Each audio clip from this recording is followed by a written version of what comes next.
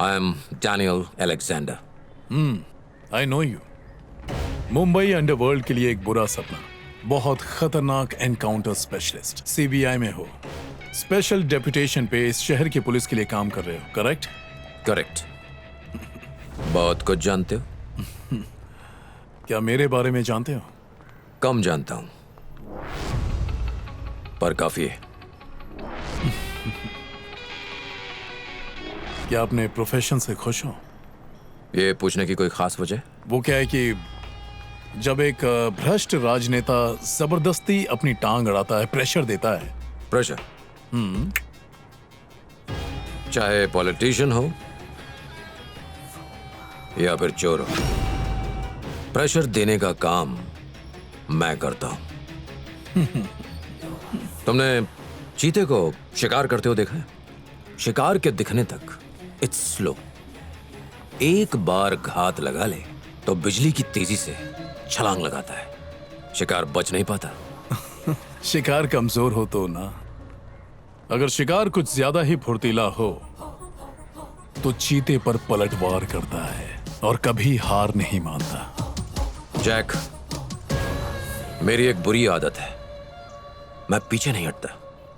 ठान लिया तो शिकार मार कर ही रहता हूं।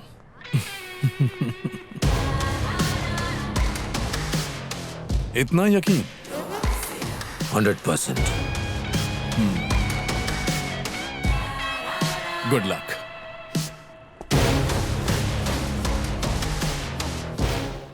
लेफ्टिनेंट कर्नल कृष्ण कुमार की कश्मीर में टेररिस्ट द्वारा गोली मारकर हत्या कर दी गई। उनकी अंतिम क्रिया के लिए उनका शव उनके घर लाया गया है। सारे पॉलिटिकल लीडर्स उन्हें श्रद्धांजलि दे रहे हैं।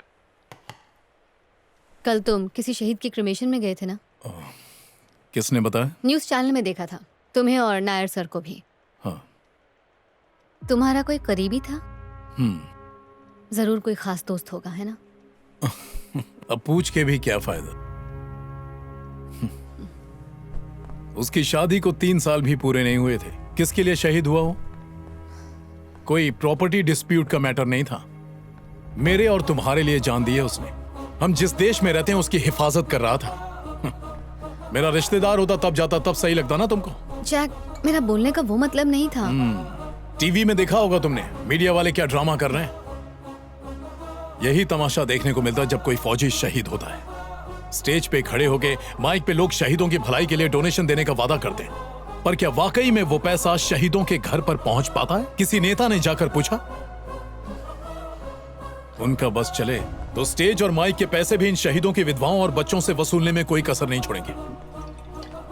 और उनकी बातों पर यकीन करके सरकारी ऑफिस में अगर काम मांगने गए तो वाइफ होने के सबूत मांगेंगे, बच्चे होने के सबूत मांगेंगे, फौजी के मरने के सबूत मांगेंगे।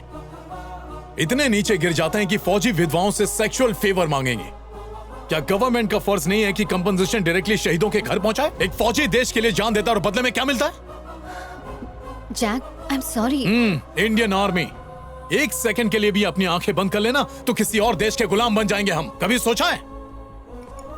ये आर्मी हमारे देश के रियल हीरोज हैं, लेकिन लोग उनका सम्मान नहीं करते। अरे किसी और देश में जाओ, लोग उन्हें इज्जत से सर कह के बुलाते हैं।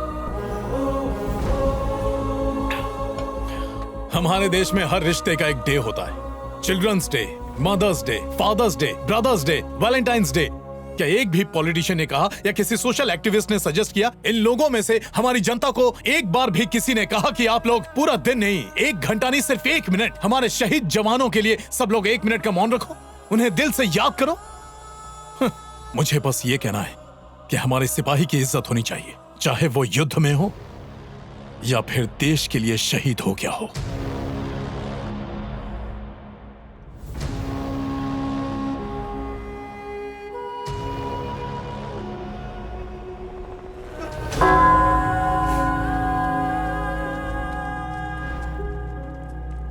पापा उठो, पापा पापा। बच्चों की पढ़ाई का खर्चा हमारी सरकार उठाएगी, और सिर्फ इतना ही नहीं, उनकी पत्नी को नौकरी भी दी जाएगी। यहाँ का एमएलए होने के नाते इस बहन को अपने पांव पर खड़े होने में मैं हर संभव मदद करूंगा। उस एमएलए की बातों पर भरोसा करके भाभी ने सरकारी दफ्तरों के चक्कर लगाए, ये एमएलए के लेटर से कुछ नहीं होगा। जब आपके पास सर्टिफिकेट होगा तो आके बात करना। इस लेटर के दम पे सर्टिफिकेट नहीं बनने वाला। पैसे दो, काम हो जाएगा। सिर्फ पैसों से काम नहीं चलेगा, मुझे कुछ और भी चाहिए। तो कब मिलूं? भाभी को समझ आने लगा कि ये सिस्टम एक शहीद की विधवा को किस नजर से देखता है। इतनी जिल्लत सहने के बाद अपने बच्चों के साथ भाभी ने आत्महत्या करने की कोशिश की। खा ले बेटा। पहले भैया को खिलाओ, अब मुझे। यहाँ भी किस्मत ने भाभी का साथ नहीं दिया। बच्चे किसी न किसी तरह सरवाइव कर गए, लेकिन भाभी इस दुनिया को छोड़कर चली गई।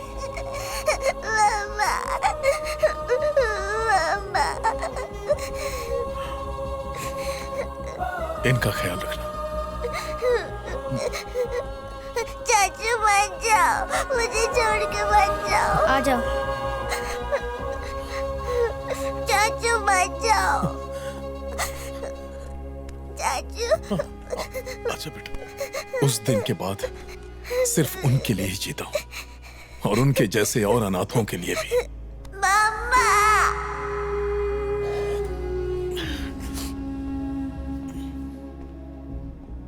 साहब बस कीजिए, उन्हें भी देर हो रही होगी। आई एम सॉरी। तुम मेरी अच्छी दोस्त हो, इसीलिए मैं अपने आप को रोक नहीं पाया। I understand.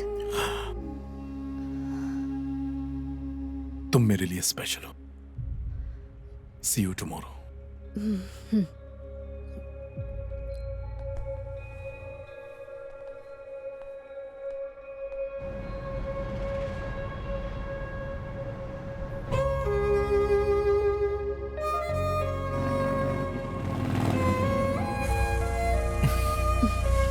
ये है मेरी दुनिया। यहां जितने भी लोग हैं मेरे अपने हैं। ज्यादातर लोग किसी न किसी तरह डिफेंस से कनेक्टेड हैं। वो जो युद्ध में लड़ते हुए घायल हुए, शहीदों के परिवार, उनके बच्चे और भी ऐसे कई लोग। बहुत बड़ा इंस्टीट्यूशन है। यहां सबके पास जॉब है। 130 एकड़ में फैले इस ट्रस्ट के अंदर और भी कई इंस्टीट्यूशंस हैं। आओ दिखाता हूं। आज के दिन यहाँ रहने वाले सभी लोग शहीदों को याद करते हैं। आओ।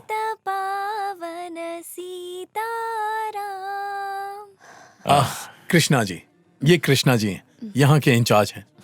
ये सुष्मिता हैं। हेलो। इंस्टीट्यूशन देखने आई। ठीक है, चलिए मिलता हूँ। अरे दादी आप। हाँ। लो बेटा, चाय पी लो। सबकी फेवरेट दादी हैं ये कौन है? ये सुष्मिता है। बाकी बाद में बताऊंगा। बदमाश कहीं का।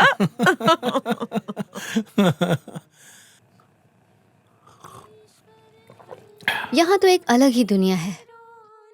देश के लिए शहीद होने वाले फौजी का परिवार बेसहारा न हो, इसी सोच के साथ हमने इस इंस्टीट्यूशन की नींव रखी है। चाचू। हाय। चल चल जल्दी चल। ये दोनों मेरे भतीजे हैं। कम कम कम कम। मुझे उठाओ। आराम से आराम से। नाम क्या है तुम्हारा? मेरा नाम है सूरज और इसका नाम है नीरज। कौन सी क्लास में पढ़ते हो? मैं 3rd में हूँ और ये नर्सरी में। बड़े होकर क्या बनोगे? मैं एक आर्मी ऑफिसर बनूंगा। मुझे भी।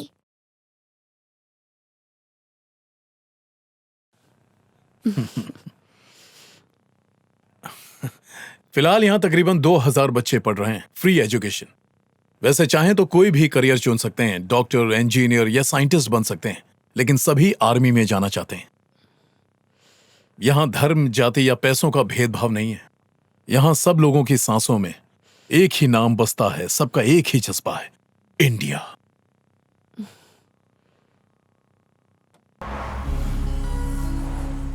हेलो। एक लंबे टूर पर चलें? पर कहाँ? जो तुम्हारे दिल के बहुत करीब हो। चलो अब घर जाकर बैग्स पैक कर लो। फिर भी बताओ तो कहाँ? मुझ पर विश्वास करती हो? करती हूँ। सच में? ओके। तो फिर ज्यादा सोचो मत। सर जैक गोवा जा रहा है और वहां जाके वो कुछ बड़ा करने वाला है। तुम्हें ऐसा क्यों लगता है? मैंने उसकी ट्रैवल डिटेल्स चेक की हैं सर। पिछले 6 महीनों में वो 9 बार गोवा गया है। ओह। हो न हो कोई खास वजह होगी। सर तो हमको अब क्या करना है? सबसे पहले तो तुम्हें फ्लाइट बुक करनी चाहिए with your permission sir. Of course. ठीक है।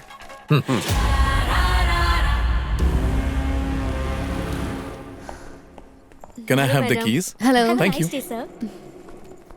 तुम्हारी ओके चाबी। Thank you.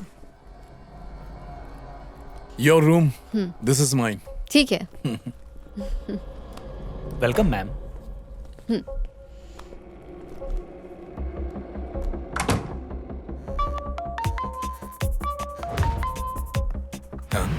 कौन है सर?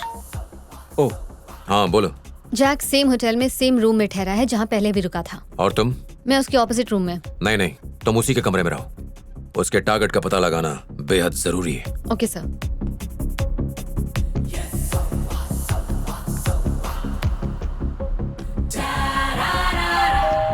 यस, कम इन।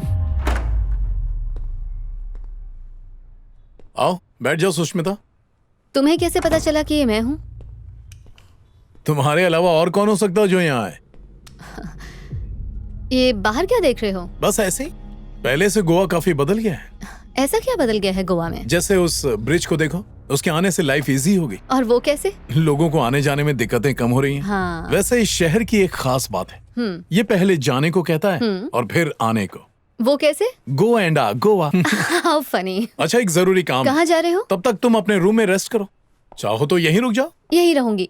ये रूम ज्यादा बड़ा है। क्यों, स्क्वायर फीट माप लिया क्या? तुमने बताया नहीं कहाँ जा रहे हो। मैं आउटडोर गेम खेलने जा रहा हूँ, तुम इंडोर गेम खेलो।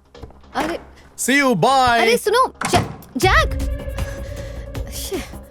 Tell me. सर, एक हफ्ते पहले जैक ने अपनी वैन गराज में रिपेयर और पेंट करने दी थी। शायद उसमें कुछ भारी ले जाने वाला है।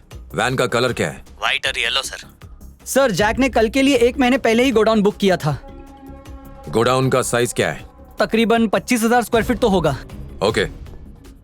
सर, अभी मैं ट्रैवल एजेंसी के ऑफिस में हूँ। जैक ने 1 महीना पहले कल के लिए 24 कार्स बुक की थी sir. Okay. Van, godown, 24 cars. कुछ कनेक्शन दिखता है इनमें? Any clue? No sir. पर एक बात पक्की है, कल कुछ होने वाला है, क्योंकि कल ही का वो दिन है जिसके लिए गोडाउन बुक किया गया है।